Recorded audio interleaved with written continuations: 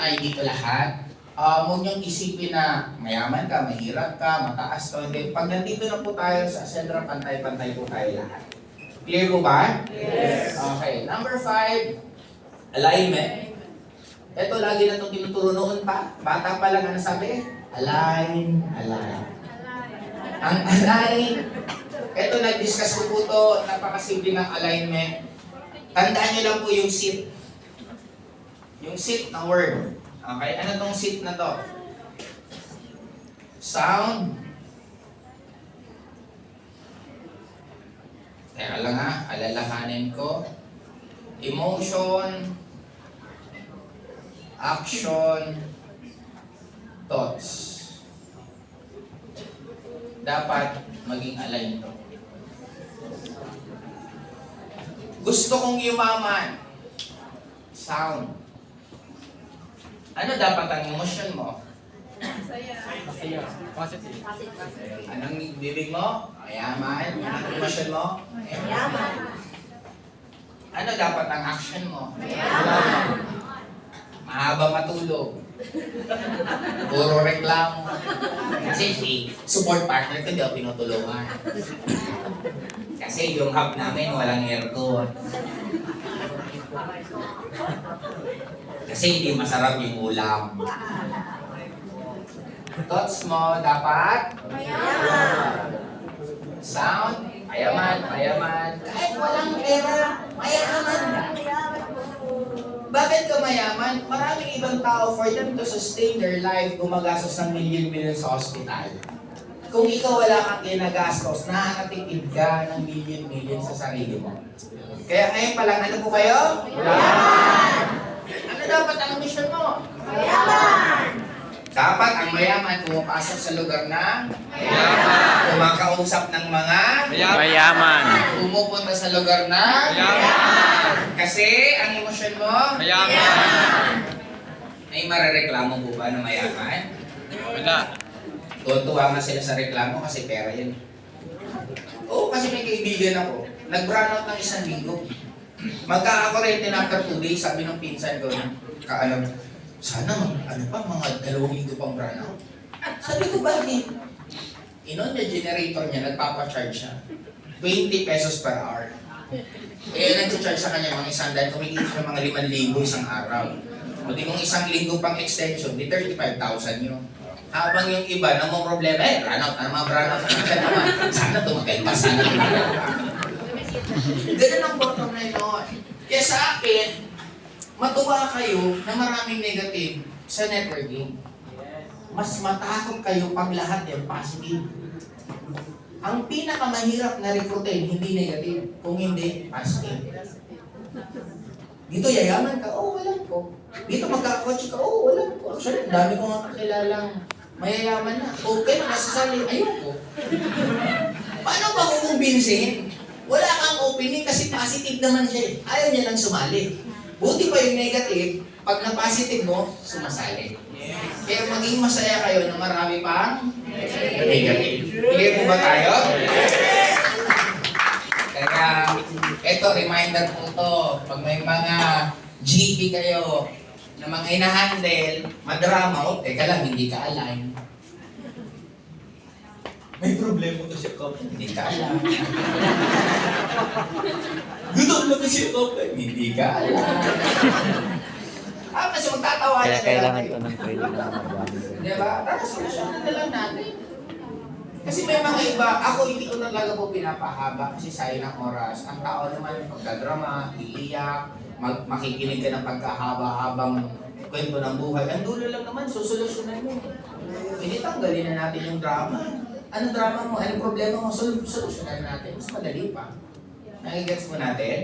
Life is so easy. Nahihirapan lang kasi masyado tayong hiling sa movie. Nanood lang tayo masyado ng mga pelikula na masyadong hina-highlight yung kadramahan bago solusyonan. Kaya sa real life naman pwedeng hindi na gano'n. Okay? Okay, alignment number 6. Innovation. Ang Ascendra, hindi lang po tayo kumukopya, but we are innovating. Kaya nga, tayo lang po ang may training ng ganito sa buong networking history dito sa Pilipinas. I went to the this kasi Ang dinugo, mag-isip po talaga nito ng sobra-sobra. Sila Sir George, sila Sir Nico, at sila Sir Jet. Sila po talaga ang dinugo ng sobra kay iisip dito. Ako naman binabasa-basa ko na lang eh. Sabi ko, para madali, di ba? Papahirapan ko sarili ko, mahilig sila gumawa, hindi sila gumawa. Alay lang! I-solve mo yung problema, may nag-solve ka na, hindi sila mag-solve, di ba? Kasi nung ako nag-aaral din, talagang hindi ako mahilig mag-aral, mas mahilig ako maglaro. Kaya ang ginawa ko, kinaibigan ko yung mga mahilig mag-aral. Ikatabi ko yung mahilig mag-aral, tabi ko yung mahilig mag-aral, di parang nag-aral na rin ako. Kasi yung sagot ko rin. Alam ko dati, tawag doon cheating. Sa totoong buhay pala, pag ninegosyo, tawag doon leverage. Hindi kasi di ba? Sino ang dumaan sa mga lettering? Letter A, B, C, D, small letter, big letter, cursive. Dumaan kayo? Yes! Tapos keyboard lang pala dulo natin. Beer, napalong-palong ako ng picture ko ng mali-mali sulat ko. Keyboard lang pala pag-uusapan. Okay, ayan. Number 7, balik po tayo is integrity. Na-explain ko na rin po yung kanina na dapat pag nanloloko kayo ng tao, hindi kayo alain. Bakit ka niloloko? Bakit na hindi tumutupad sa usapan? Diba? Kasi hindi ka alain. Kaya ka nahihirapan umaset, hindi dahil sa mahirap. Ikaw mismo ang disalign. Kaya dapat, makonect ko lahat. Pinapakinggan, pinapanood, pinag-uusapan. Kung gusto mong yumaman, dapat lahat tungkol sa masarap mang libre, pero ano bang ginagawa ng mayayaman ng libre? Ano ka? Mayaman ka. O ano dapat ginagawa mo? Kaya hindi naman kailangan, at least dagdagan mo lang. Example, kumain kayo, ano ba naman mag-ambag ka tapos may plus kang 10 piso, 2 piso. At least improvement na yun. Kaysa naman yung nasanay ka, pag mag-aambagan na bigla na kayong hindi na nag-uusap-usap. Hindi ba CR lang naman siguro?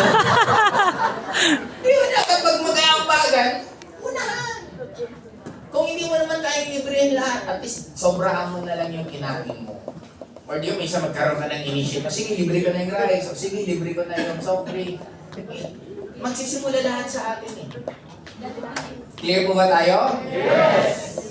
Wag. Ano ang sounds sa papakinggan nyo? Simple lang. Huwag niyong pakinggan yung sounds na nagiging matamlay ka at nalulungkot ka.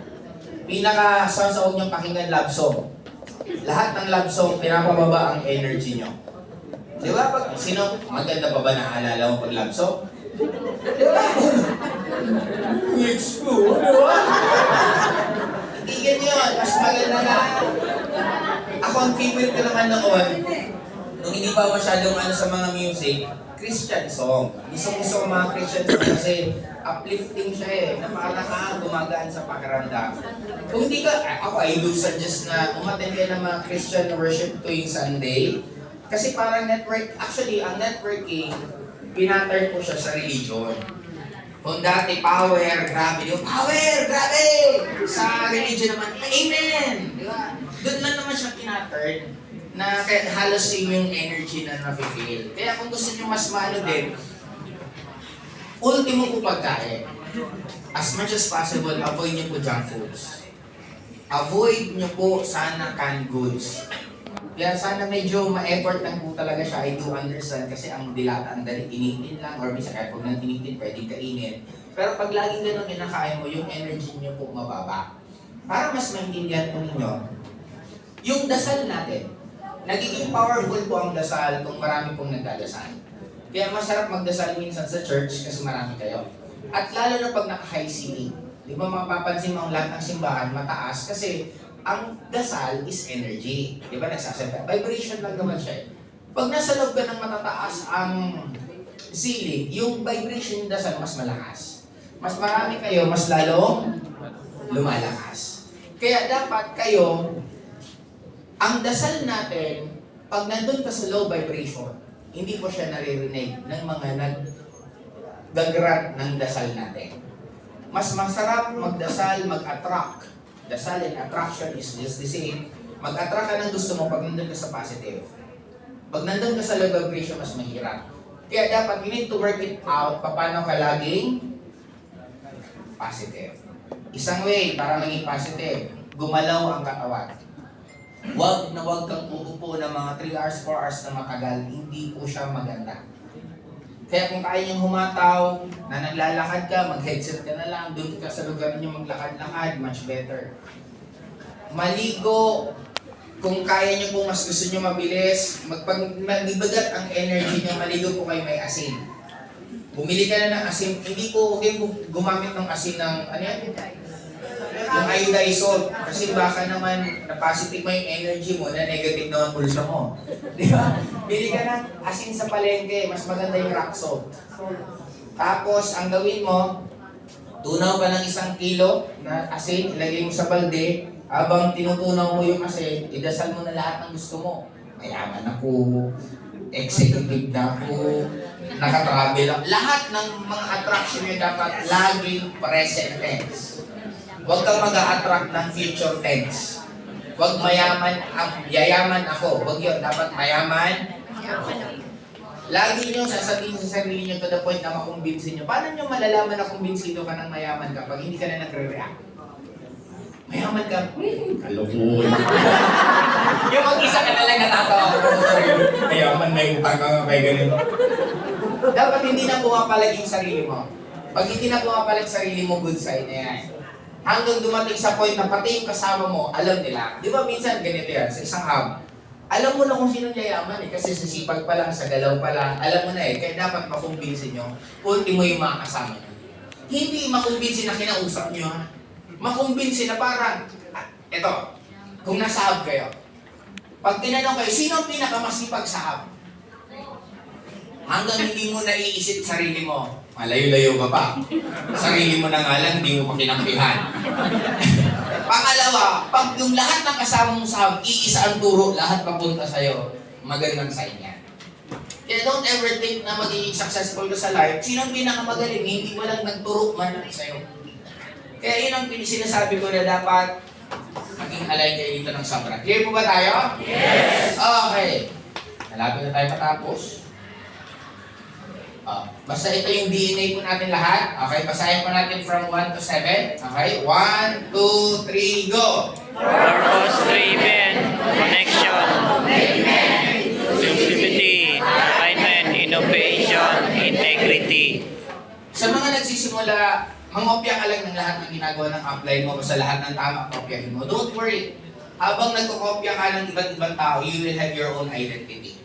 Sa una, parang katulad ka ng upline mo ha, pero pag tumatagal, matatanggal ka rin sa shadow niya at magkakaroon ka rin ng sarili mo. Kasi katulad ko, ako kinopya ko lang lahat ng magagandang attitude ng mga nakikita kong tao na may magandang ugali. Kinokopya ko lang lahat kung gusto ko yan. Kasi iba-iba naman ang ugali kailangan eh. Kaya ako, yung attitude ko to, nakuha ko to sa iba't ibang tao. Kaya pwede nyo maging pattern po ninyo hanggang magkaroon ka na ng sarili. But for now, ang DNA po ng Ascendra dapat lahat po tayo meron dito, ang mga Ascenders. Clear po ba? Yes! Okay. Yun. Wow, magandang sign to. Sa C1 po tayo, itong C1 kasi dapat iba kinakandak po natin ang check-in ng meeting off every Friday. Ngayon, ginawa na namin, every Wednesday, laging po C1. Mag-iiba-iba lang po ang speaker, pero every Wednesday, C1 siya or mas tinatawag po natin siya as Now. Ang Now po is New Ascenders Orientation. Clear po ba tayo? Yes! Kaya, ang good news po, kasi nakita kong sign, tapos na po ako. Ulang.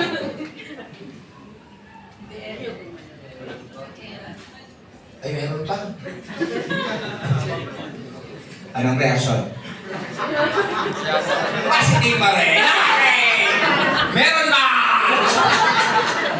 Okay!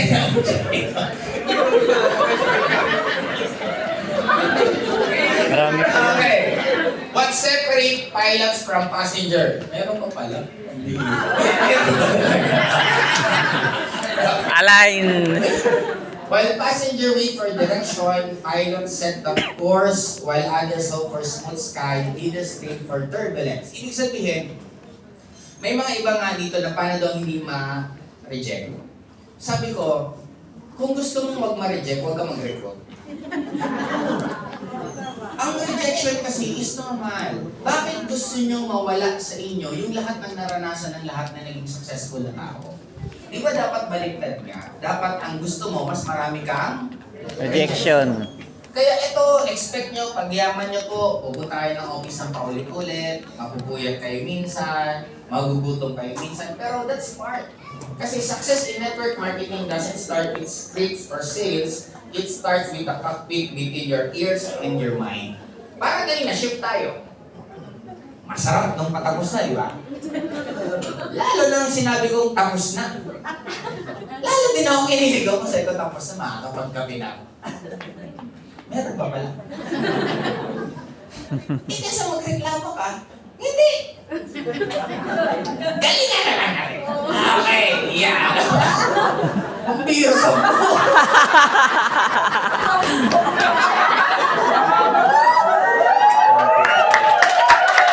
Okay.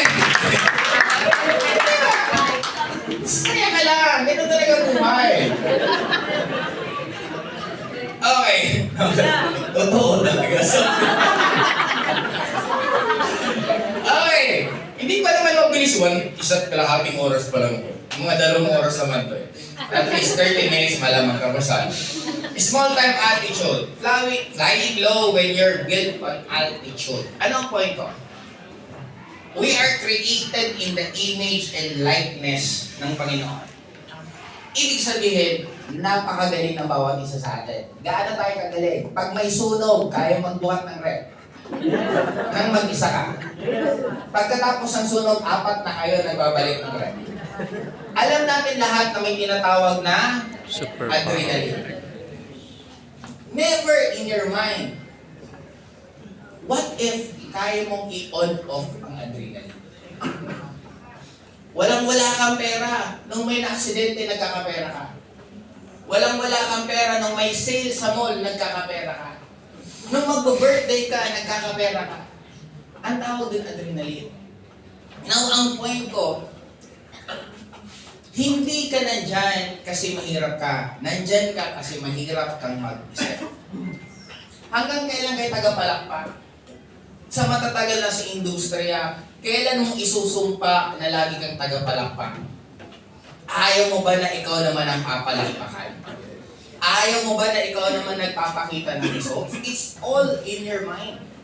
Una ako na-recruit sa network marketing, sabi ko dun sa top 1, sa utak ko lang naman. Ang tagal niya top 1, ilang taon na, may tatalo na sa'yo ako yun. And true enough, sa history ng network marketing, pinakaputok, hindi naman po sa pagtataas ng upuan at pagyayabang, kung may pinakaputok at pinakamaingay na pangalan for more than a decade na walang ibang yun kung hindi yung nasa harapan po. Kasi hindi ako small time mag-isip. Lagi tinuturo sa atin, kung mangangarap ka rin lang naman, bakit maliit pa? Bakit pa hindi mo lakihan ng sobra? Nahihirapan yung malaki ang pangarap. Nahihirapan din naman yung maliit ang pangarap. Kung pareho pa rin lang naman mahihirapan, eh bakit hindi pa rin sa sobrang laking resulta? Kaya sa akin, starting right now, sana pangarapin nyo yung resulta nyo sa buong buhay nyo, maging resulta nyo dito sa Ascendra sa loob ng 1 taon lang. Kaya po ba yun? Kaya dapat, yung galaw, pang top earner, yung isip, pang top earner, yung amoy, pang top earner, yung forma, pang top earner. Clear po ba tayo? Yes! Ultimo kinakain. Hindi kailangan mamahalin. Ang importante, masaya kang kumakain. Habang kinakain mo yan, yayaman ako, mayaman ako. Dapat gano'n. Ramdam niyo po dapat yan. Kahit ulam mo tuyo, parang lechon. Ang paningin mo dyan. Di ba? Okay, small time. Number 2, procrastination. Fifth, kung kaya niyong gawin ng 5 minuto, gawin niyo, huwag kayong mag-isip. Ilang beses mo ng plinanong lilinisan yung kwarto mo, umabot ka na ng buwan, wala ka pang nalilinisan. Ipokus na kung nilinisan mo, hindi yan aabutan ng 30 minutes, ang linis na ng kwarto niyo. Kung kaya lang naman gawin ngayon, bakit kailangan pang ipagpabukas? Clear po ba tayo? Yes! Pag nagaganito ka, yung downline ko, nagpapadala ng produkto, bukas na lang, nakakapagod. Hindi ka align. Kasi gusto mong magbukas pa yung pangarap mo. Bakit hindi mo binibigay sa downline mo? Kasi ayaw mong magkaroon ng resulta. Kaya ang point ko, kung anong kayang gawin, abusin na agad. Kung mas madali, mas better. Clear po ba tayo? Yes. Okay. Number 3. Reinventing the wheel. Okay to pag top earners na kayo. Okay to pag malaking-malaki ng result. Pero as of now, I do suggest, sundin nyo lang muna kung anong pinapagawa sa inyo sa Ascendra. Sundi, kung meron ang grupo nyo, sundin nyo rin yon. Pag nagsisimula kayo, don't ever mag-reinvent ng wheel. That will be your downfall. Hindi nyo pa trabaho yan. Ang trabaho nyo lang, sundin lahat ng pinapagawa sa inyo.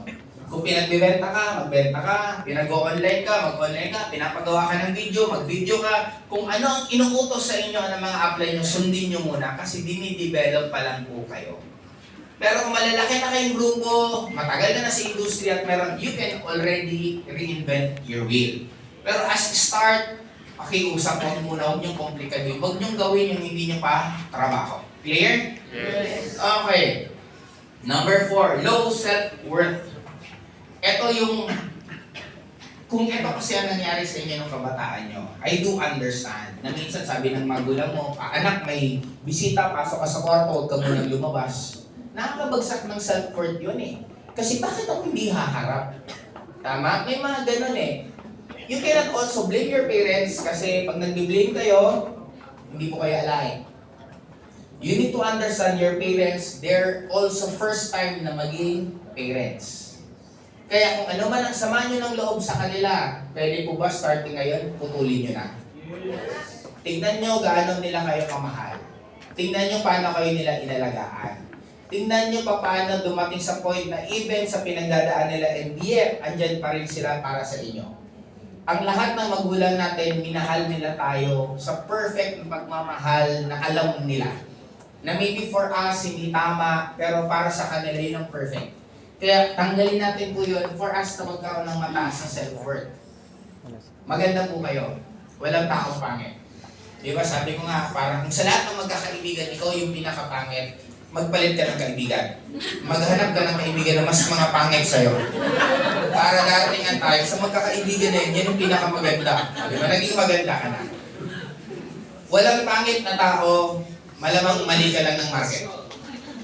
Kung hindi ka nagugustuhan ng kapwa mo Pilipino, sigurado ako, panalo kapag sa corner. Tama? Kaya walang pangit na tao, mali ka lang ng market. Okay, now ang bottom line po dito, we are all beautiful and handsome in our own way. Kaya ka nalulungkot kasi kinukumpara mo yung sarili mo sa ibang tao.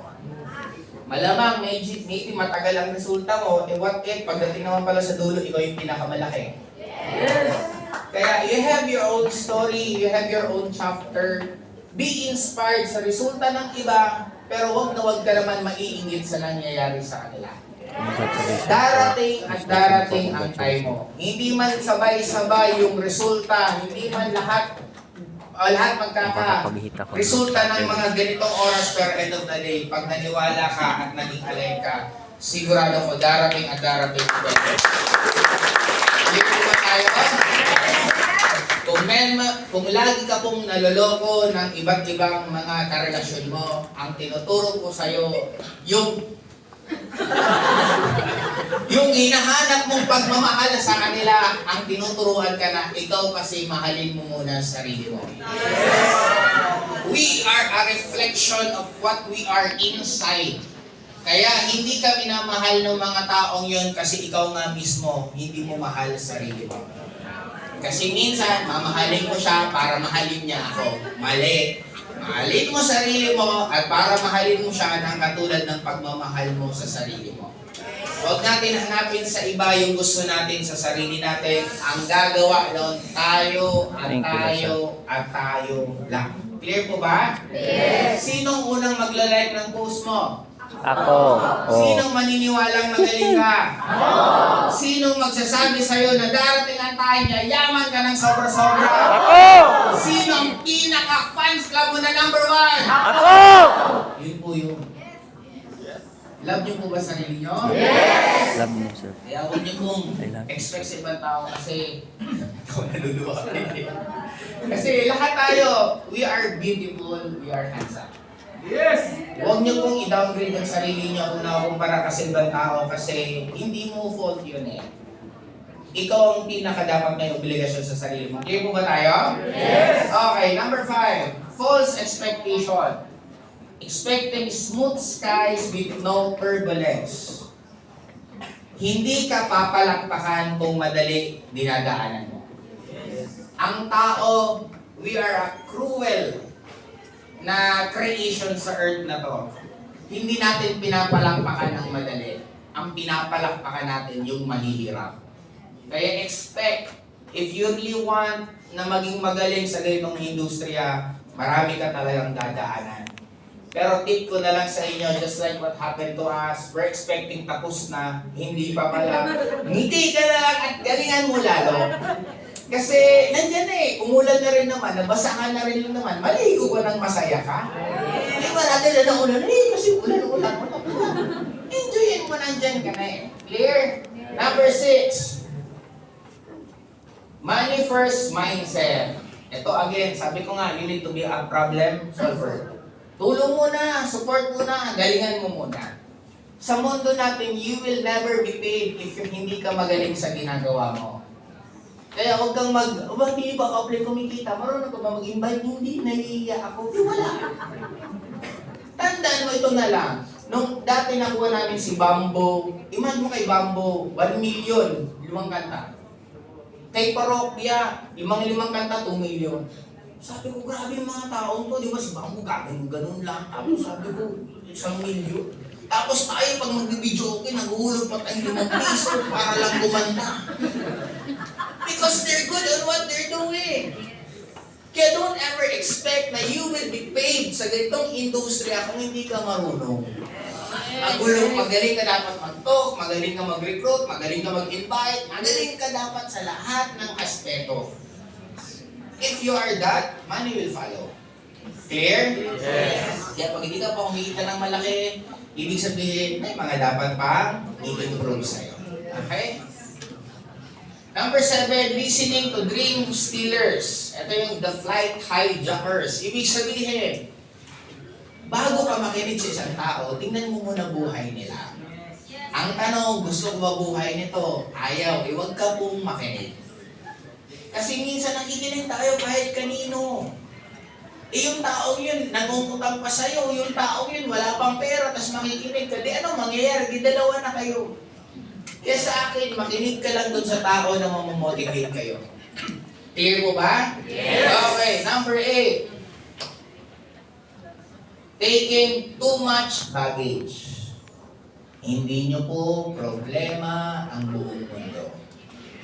Huwag naman po kayo maging superhero na feeling mo ikaw ang susolusyon ng problema ng kamag-anak, ng kaibigan, ng magulang, ng lahat.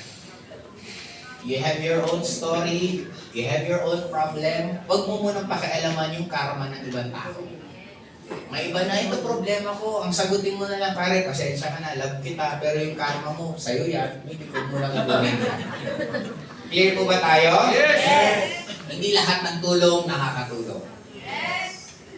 Tama? Kaya, hindi nyo po, huwag kayong madadala sa mga konsensya. Nag-ascendra ka lang, nagbago ka na. Ang sagot, thank you, at least napansin mo. Kasi gusto ko na talagang magbago sa buhay ko. Tapos, bakit mo i-deny ang change? Yun naman talaga pangarap mo. Kumita ka lang, hindi ka na nanlilibre. Hindi naman ako bumataw para manglibre. Tama eh. Diba? Hindi niya obligasyon ng ibang tao, obligasyon nila sarili nila.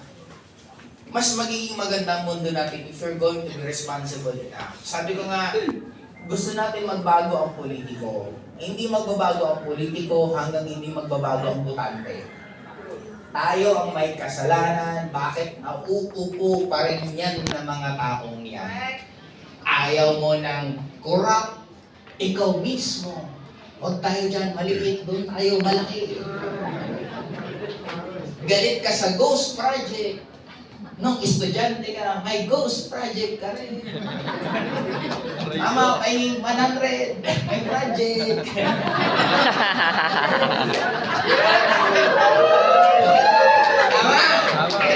Pag-isimula yun sa pinakamaliit na grupo, bahay. Kaya nga, if we're going to change, kailangan natin magbago pare-pareho. Baguhin natin ang industry, baguhin natin ang Pilipinas. Make it in a small own ways. Clear po ba tayo? Yes. Okay, yes. Tapos na. Okay. Number 9, resisting and abusing your SP. Apply! Palibre!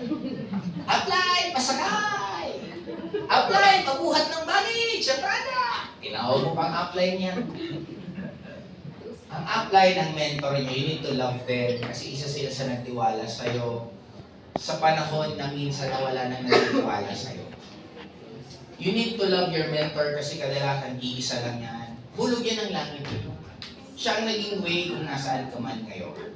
Kaya sana mas maganda, ikaw dapat ang nag-iyayay dyan makinig. Hindi laging apply palibre, apply palibre. Hindi po ganun.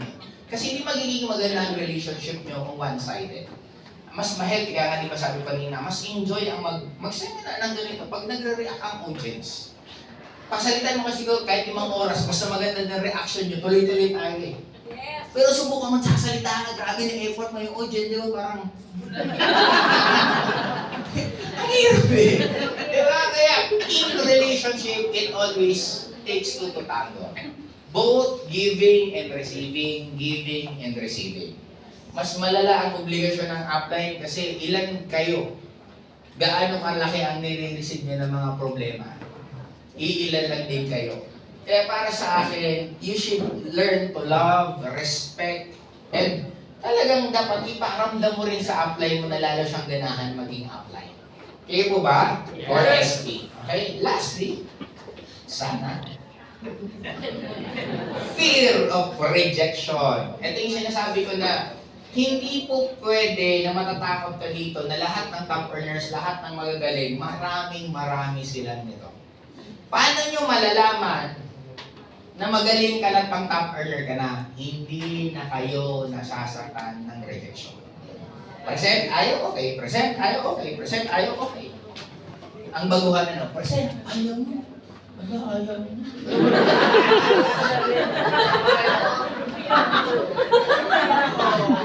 Ayaw niyo. Ito kwento ko. Ayaw niyo. Ang tagal ang proseso. Kung ayaw, lalo mo sipagan, lalo mong galingan. Sabi ko, pag nandun ka sa negative state, itawin mo agad na maging positive ka. Ako may mga dayak po ako niyan. Ang hack ko dati, kasi ngayon, kaya ko mag-shift ng emotion. Nang gano'n, nagalitan kita, tapos maya-maya, masaya ako dito. Kaya mag-shift ng gano'n na yan. Noon, ang sikreto ko, pagkagising ko down na down ako, alam mo yung gising parang hindi mo malas yung araw mo. Ginagawa ko niya, natutulog ulit ako. Tulog ulit ako 20 minutes. Pagkagising ko, tapos na yung malas, swerte na to. Inaha ko yung sarili ko na pinapaniwala ko na natatapos. Kaya gano'n din ang mga pwede niyo pong gawin na pag dapat meron ka ng mga ritual na once na down ka, paano mo isi-share? Isa pang sikreto, maghanap ka ng gamit na kakaiba. Yung bigla mo makita. Example, triangle na square. Hanap ka ng ganon. Maliliit lang, ibulsa mo lagi. Tuwing may magandang nangyayari sa'yo, titingnan mo siya. May nag-joy sa'yo, tingnan mo siya. Nakita mo yung crush mo, tingnan mo siya. Nalibre ka ng pagkain, tingnan mo siya. Mag-download ka ng memory dun sa gamit na yon ng lahat positive. Pag down na down ka, tingnan mo lang yon, shift ka sa positive. Kasi ang marirecall mo dun yan, lahat ng magaganda at masasayang nangyayari sa'yo. Diba? In layman's terms, para maintindihan mo, may joker kang kaibigan, malayo pa lang, pagkita mo, ngumingiti ka na eh. Joker. Balik ka rin natin, yung mga madadrama, malayo pa lang, ala, nakita ko malas na. Eh ba kasi yung memory mo sa kanya, gano'n na eh. Kaya i-shift nyo yun, ayusin nyo ulit, kasi kaya yung i-shift yung happy moment mo sa isang gano'n. Pwede ka maging masaya araw-araw, yun ang totoo. Ang happiness kasi natin, binibis natin sa external. Pag empleyado ka, kailan ka masaya? Pag may sweldo, kailan ka malungkot? Pag wala. Kailan ka masaya? Pag walang pasok. Kailan ka malungkot? Pag may pasok. Ibig sabihin na sa external eh. What if internal? Kailan ka masaya? Pag gusto ko. Kailan ka malungkot? Pag gusto ko. Tinatanong ako ng iba, apay nagdadrama pa sa ko. Oo, tao ko eh. Kaya lang, mga 5 minutes lang. Oo, nagdadrama ko. Lungkot, ang grabe. Kung sige, tama na. Ataw na ako. Ganun, magdrama minsan pag inabot ako ng topak. Siguro mahaba na mga 5 minuto. After ng shift na naman ng emosyon. Kasi, ang corny. Ang corny yung madrama. Hindi ko maintindihan bakit gusto nyo sa ganyan na pakiramdam. Pick them. Huwag kayo magkwento ng problema nyo. Ang problema sinusolusyonan, hindi kinukwento. Kasi pag kinukwento nyo ang problema nyo, lalo hindi nyo sumasasolve. Kinenta ko yung problema ko, ang galing makinig. Problema lang ko, pare, galing. Pare, grabe ka. Umiyak. Ang sarap niya kwentuhan. Gustahan tayo, ayaw mo masagot yung problema ko. Para tayong punta ko sa kanya, masarap yung pakiramdam ko habang naglalabas ako ng problema. Ending, wala pa rin nasusolusyonan. Kaya pakiusap, huwag kayo maglabas ng problema, lalo na yung taong yun, wala naman maigagawang solusyon. Naghahanap ka lang ng kadamay. Ginawawa ko pa yung tao, imbis wala naman sanang problema, nagka-problema pa. Kaya lang, may balik din sa'yo. Kasi nagtatapon ka, law of karma, nang itapon mo, babalik. Nagtapon ako ng negative, ano, in-expect mo? Ang karma nga alam ko minsan mabilis, minsan matagal, pero 100% pabalik yan. Kaya magtanim na po kayo ng maayos, magtanim. Ako, try to imagine this. Nag-network ako before, tumutulong ako cross lines, ibang kumpanya, kahit sinong tinutulungan ko, ginagastos ako, nililibre ko, even, as in talagang, tinuturing ko na parang downline ko. Minsan hindi ako nag-iisip ng kapalit. Nag-vlog ako na mas magastos pa ang vlogging ko kaysa sa perang kinikita ko sa vlogging. Pero tinutuloy-tuloy ko kasi ang dami kong na-inspire. May mga ibang gusto nang magpakamatay yung nakausap ko, nagbago yung mindset nila. Ang daming ganun eh. Tapos tulong na tulong.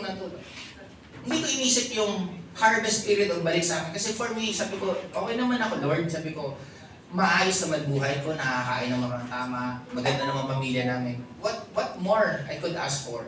Kumbaga, hindi ko naman kailangan ng sobrang daming pera. Hindi naman ako kakain ng manok panabong kasi mayaman na ako. Diba? Para maging mahal lang yung manok mo, manok panabong inuulam mo. Ngayon, anong tawag niyan? Nung nagtayo tayo ng Ascendra, yun ang naging harvest period. Ang daming sumama, ang dami lalo yung mga closest leaders ko na nakakaiyak ng umpisa kasi magkano mga kinikita nila. They're earning a lot and yet they choose na sumama sa akin without anything. Wala akong in-offer, wala akong inanong. Ang daming mga from different networking companies. Ito yung harvest. Kaya magtanim po kayo ng maganda kasi hindi nyo alam, sabi ko nga, pag nagdadasal kayo, huwag kayong magdasal na, Lord, sana makuha ko yung gusto ko. Ang idasal mo, Lord, sana once na binigay mo na yung blessing na yun, handa ako. Kasi pag binigyan ka po ng blessing, hindi naman po yan tagak-tak lang. Buhos po yan ng sobra-sobra. Kaya make it sure na ready po kayo para lalong maging blessed ang buhay nyo, lalo kayo mas maging masaya, at lalong mas maging okay ang buhay ng pamilya mo. Okay po ba, Lord? And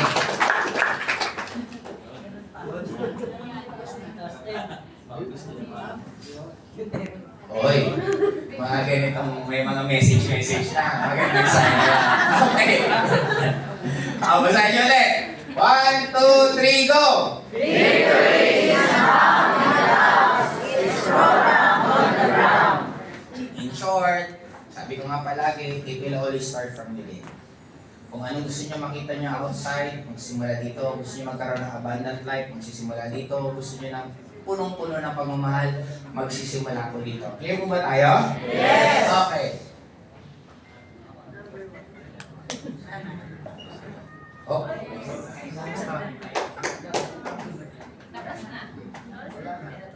Oo, ano pa ba to? Ayun. Ay!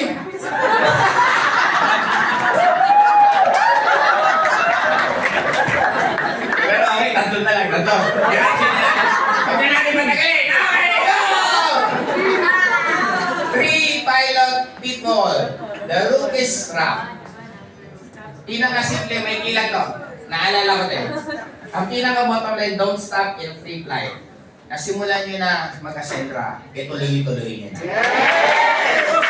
Hindi ka na rin lang naman. I know, may pagdadaanan ka na adjustment. Ang adjustment is equivalent na mahirap. Pero yung mahirap, pag natutunan mo, magiging madali pa rin yan.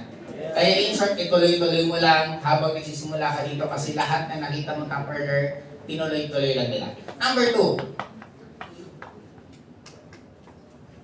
the complacency trap. O, di ba tama ako? Ito lang, ito ang tandaan nyo. Okay. Dulo, alangan naman ang aeroplano nasa area na, tumigil. Di ba tumigil? Baksak yan. Naging member ka na, nakapagbenta ka na, eh bakit hindi mo pa ituloy-tuloy? Naranasan nung nag-check-in, bakit hindi mo ranasin mag-check-in ng weekly? Naranasan nung kumita ng 10,000, bakit hindi mo ranasan mag-50,000, mag-100,000? Naranasan mo na rin naman mag-travel nung nag-ascendra ka, maybe nakakarating ka kung saan-saan dito sa Metro Manila, bakit hindi mo naman ikutin yung buong Pilipinas? Nakaikot ka naman sa buong Pilipinas, bakit hindi mo naman ikutin ang Asia? Nakaikot ka naman sa Asia, bakit hindi mo ikutin ang Middle East, ang Europe, ang Amerika? Clear po ba tayo? Yes! And number 3, the attrition trap. Don't stop in turbulence. Bottom line, dito sa tatlong pitfall, ang pinaka-meron kayong iisipin, Don't stop. don't stop. Okay. Kaya pinakamadali, ito, famous line ba ng upline ko? Ibabanggitin ko lang po siya. Sinabi niya, tuloy-tuloy ka lang. Clear po ba tayo? Wala na.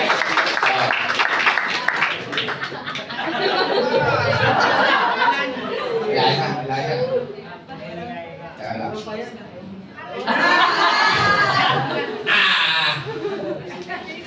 Okay, alam niyo na ha? 1, 2, 3, go! Uncertain. It may be long or short. It may be smooth or it may be turbulence. There will be moments of rapid ascent and sudden drops. There will be storms, ripples, and delays. But one thing will determine whether you reach your destination. Your mental and emotional preparedness. Okay, palakpan natin sa sarili natin. Nakadalawa man tayong expectation na matatapos na. Pero since tinuloy-tuloy natin, ano nangyari? Tapos na po tayo. Thank you po!